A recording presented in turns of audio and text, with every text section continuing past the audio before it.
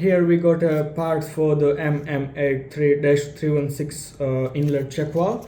So the procedure would be same for MM4, MM8, MM12 and MM24. What I would do is I have the this bit, I would just push that upward like this, and what I would do is I would push a ball, and I would get a tool something like this just to push the ball downward so that it would make the seated valve.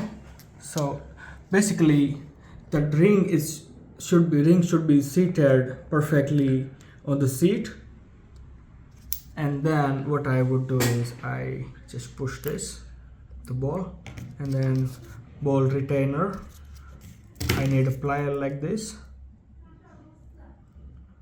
I would squeeze this and push this. So if you can see, there is a seat here, if you can see in the video. So I just need this ring to be seated on that seat.